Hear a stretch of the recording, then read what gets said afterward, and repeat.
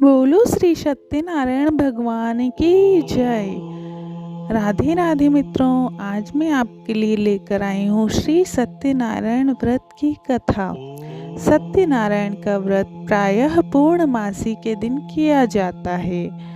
इस दिन सत्यनारायण भगवान की कथा भी कराई जाती है। पूजा विधि विधान: व्रत करने वाला पूर्णिमा या संक्रांति के दिन प्रातः काल ही इस व्रत का संकल्प लेकर दिन भर निराहार रहे।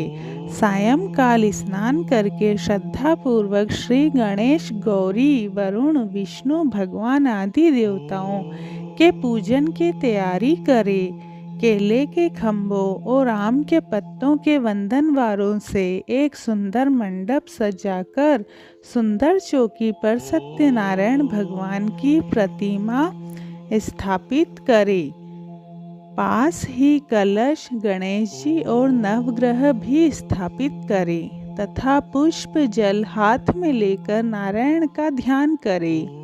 यज्ञोपवीत पुष्प धूम नैवेद्य से युक्त होकर स्तुति करे। हे भगवान, मैंने श्रद्धा पूर्वक फल, जप आदि सब सामग्री आपके अर्पण की है, इसे स्वीकार कीजिए। मेरा आपको बारंबार नमस्कार है। इसके बाद ध्यान पूर्वक कथा पढ़े अथवा सुने। कथा इस प्रकार है। एक बार नैमिषारण्य में तपस्या करते हुए शौनकादि ऋषियों ने सूत जी से पूछा कि जिसके करने से मनुष्य मनोवांछित फल प्राप्त कर सकता है, ऐसा व्रत या तप कौन सा है। सूत जी ने कहा कि एक बार श्री नारद जी ने भी श्री विष्णु भगवान से ऐसा ही प्रश्न किया था। तब श्री विष्णु भगवान ने उनके सामने जिस व्रत का वर्णन किया था, वही मैं आपसे कहता हूँ। प्राचीन काल में काशीपुरी में एक अति निर्धन और दरिद्र ब्राह्मण रहता था। वह भूख प्यास से व्याकुल हो भटकता फिरता था। एक दिन उसकी दशा से व्यथित होकर विष्णु भगवान ने बूढ़े ब्राह्मण के रूप में प्रकट होकर ब्राह्मण को सत्यनारायण व्रत का विस्तार पूर्वक विधि विधान बतलाया और अंतर्ध्यान हो गए। ब्राह्मण अपने मन में श्री सत्यनारायण व्रत करने का निश्चय करके घर लौट आया और इसी चिंता में उसे रात भर नींद नहीं आई। सवेरा होते ही वह सत्यनारायण के व्रत का संकल्प करके भिक्षा मांगने के लिए चल दिया। उस दिन उसे थोड़े ही परिश्रम से बहुत अधिक धन धान्य भिक्षा में प्राप्त हुआ। सायंकाल घर पहुंचकर उसने बड़ी श्रद्धा के साथ श्री सत्यनारायण भगवान का विधि पूर्वक पूजन किया। भगवान सत्यदेव की कृपा से वह थोड़े ही दिनों में धनवान हो गया। जब तक वह जीवित रहा, तब तक महीने के महीने श्री सत्यनारायण का व्रत और पूजन करता रहा। यह देह छोड़ने के बाद वह विष्णु लोक को गया। सूत जी पुनः बोले कि एक दिन वह ब्राह्मण अपने बंधु बांधवों के साथ बैठे ध्यान मग्न हो श्री सत्यदेव की कथा सुन रहे थे। तभी भूख प्यास से व्याकुल एक लकड़हारा वहां जा पहुंचा। वह भी भूख प्यास से व्याकुल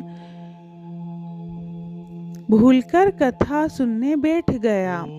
कथा की समाप्ति पर उसने प्रसाद ग्रहण किया और जल पिया। फिर उसने ब्राह्मण से इस कथा के बारे में पूछा तो उसने बताया कि सत्यनारायण जी का व्रत है जो मनोवांछित फल देने वाला है। पहले मैं बहुत दरिद्र था। इस व्रत के प्रभाव से ही मुझे यह वैभव प्राप्त हुआ है। यह सुनकर लकड़हारा बहुत प्रसन्न हुआ और मन ही मन श्री सत्यनारायण के व्रत और पूजन का निश्चय करता हुआ लकड़ी बेचने के लिए बाजार की ओर चल पड़ा। उस दिन लकड़हारे को लकड़ियों का दुगना दाम मिला। उन्हीं पैसों से उसने केले, दूध, दही आदि पूजन की तमाम सामग्री खरीद ली और घर चल पड़ा। घर पर पहुंचकर उसने अपने कुटुंबियों पड़ोसियों को बुलाकर विधि पूर्वक सत्यनारायण भगवान का पूजन किया। भगवान सत्यनारायण की कृपा से वह थोड़े ही दिनों में संपन्न हो गया। सूत जी ने फिर कहा कि प्राचीन काल में उल्कामुख नाम का एक राजा था। वह और उसकी रानी दोनों बड़े धर्मनिष्ठ थे। एक समय राजा रानी भद्रशिला नदी के किनारे श्री सत्यनारायण की कथा सुन रहे थे कि एक बनिया भी वहां पहुंचा। उसने रत्नों से भरी अपनी नौका को एक किनारे पर लगा दिया और स्वयं पूजा की जगह पर गया। वहां का चमत्कार देख उसने राजा से इसके बारे में पूछा। राजा ने बताया कि हम विष्णु भगवान का पूजन कर रहे हैं। यह व्रत सभी मनोकामनाएं पूर्ण करने वाला है। राजा के वचन सुन और प्रसाद पा बनिया अपने घर आया। घर पहुंचकर उसने अपनी पत्नी से व्रत का सब वृत्तांत कहा और संकल्प किया कि मैं भी संतान होने पर यह व्रत करूंगा। उसकी पत्नी का नाम लीलावती था। सत्यदेव की कृपा से वह कुछ ही दिनों बाद गर्भवती हो गई और 10 महीने पूरे होने पर उसने एक कन्या को जन्म दिया। कन्या का नाम कलावती रखा गया और वह चंद्रमाओं की कलाओं के समान नित्य प्रति बढ़ने लगी। एक दिन अवसर पाकर लीलावती ने अपने पति को सत्यदेव का व्रत करने की बात याद दिलाई तो उसने कहा कि यह व्रत कन्या के विवाह के समय करूंगा। यह कहकर बनिया अपने कारोबार में लग गया। जब कन्या विवाह के योग्य हो गई तो उसके दूतों द्वारा खोज कराकर कंचनपुर नगर के एक बनिए के सुंदर, सुशील और गुणवान बालक के साथ विवाह कर दिया। फिर भी बनिए ने सत्यनारायण का व्रत नहीं किया। इससे श्री सत्यनारायण अप्रसन्न हो गए। कुछ दिनों बाद बनिया अपने दामाद को साथ लेकर समुद्र के किनारे रत्नसारपुर में व्यापार करने लगा। एक दिन रत्नसारपुर के राजा चंद्रकेतु के खजाने से चोरों ने बहुत सा धन चुरा लिया। राजा के सिपाही चोरों का पीछा कर रहे थे। चोरों ने जब देखा कि सिपाहियों से बचना कठिन है तो उन्होंने राजकोष से चुराए हुए तमाम धन को एक जगह फेंक दिया और स्वयं भाग गए। वहीं बनिए का डेरा था। सिपाही चोरों को ढूंढते हुए उसी जगह पहुंच गए और उन्होंने दोनों बनियों को चोर समझकर पकड़ लिया। राजा ने दोनों बनियों को जेल में डालने का आदेश दिया और उनका धन कोष में जमा करा दिया। श्री सत्यदेव के कोप से लीलावती और कलावती भी बड़े दुख से दिन काट रही थी।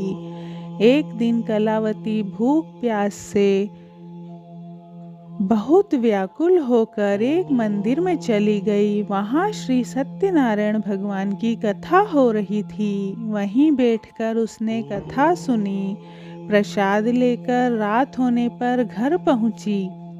माता के देरी से आने का कारण पूछने पर उसने सब बातें कह दी। उसकी बात सुनकर लीलावती को अपने पति की भूली बात याद आ गई और उसने श्री सत्यदेव के व्रत का निश्चय किया।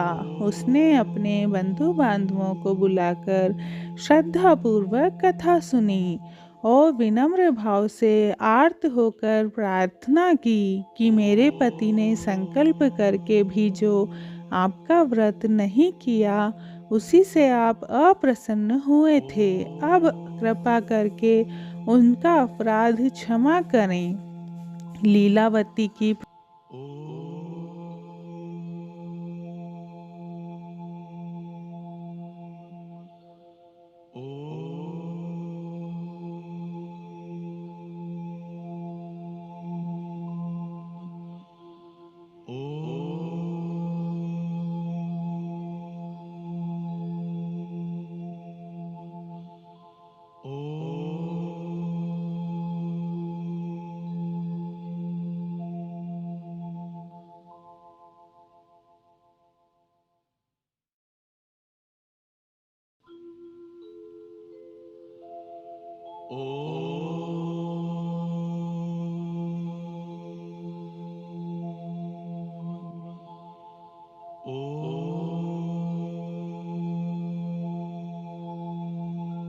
की प्रार्थना से श्री सत्यदेव प्रसन्न हो गए। उसी रात्रि में श्री सत्यदेव ने राजा चंद्रकेतु को स्वप्न में दर्शन देकर कहा कि प्रातः काल होते ही दोनों बनियों को जेल से छोड़ दो और उनका सभी धन उन्हें लौटा दो, वरना पुत्र पौत्र समेत तुम्हारा राज्य नष्ट हो जाएगा। इतना कहकर सत्यदेव तो अंतर ध्यान हो गए और राजा ने भी सवेरा होते ही दोनों बनियों को मुक्ति का आदेश दिया और साथ ही उनका धन उन्हें लौटा दिया और बहुत सम्मान पूर्वक उन्हें विदा किया। दोनों बनिए आनंदित हो अपनी नौका लेकर घर की ओर चल पड़े। तभी श्री सत्यनारायण भगवान सन्यासी के वेश में उनके समीप आए और बोले कि तुम्हारी नौका में क्या है। बनिए ने हंसते हुए उत्तर दिया कि नौका में तो लता पत्रों के सिवाय और कुछ भी नहीं है। यह सुनकर दंडी स्वामी ने कहा कि तुम्हारा वचन सत्य हो। स्वामी के चले जाने पर बनिए ने देखा कि नौका हल्की होकर ऊपर को उठ रही है। उसे बड़ा कौतूहल हुआ और देखा कि बेहोश होकर गिर पड़ा, किंतु दामाद ने कहा कि इस प्रकार घबराने से काम नहीं चलेगा, यह सब उन्हीं स्वामी की करामात है, चलकर उनसे प्रार्थना की जाए तो फिर वैसा ही हो जाएगा। दामाद की बात मानकर बनिया स्वामी के पास पहुंचकर उनके चरणों में गिर पड़ा और बार बार उनसे क्षमा मांगने लगा। उनकी विनीत प्रार्थना से भगवान ने प्रसन्न होकर उसे इच्छित वरदान दिया और स्वयं उसी जगह अंतर ध्यान हो गए। बनियों ने नाव के पास जाकर देखा तो वह धन रत्नों से भरपूर थी। तब उन्होंने वहीं श्री सत्यदेव का पूजन किया और कथा सुनी। फिर वह घर की ओर चल दिए। अपने नगर के समीप पहुंचकर बनिए ने लीलावती के पास अपने आने का समाचार भेजा।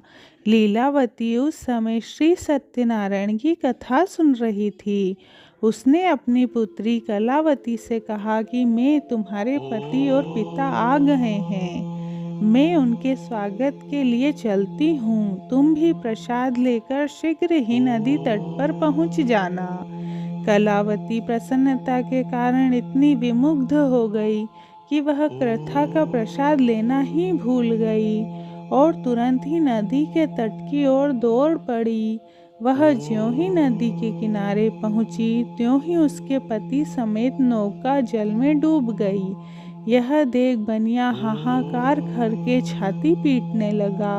लीलावती भी दामाद के शोक में विलाप करने लगी।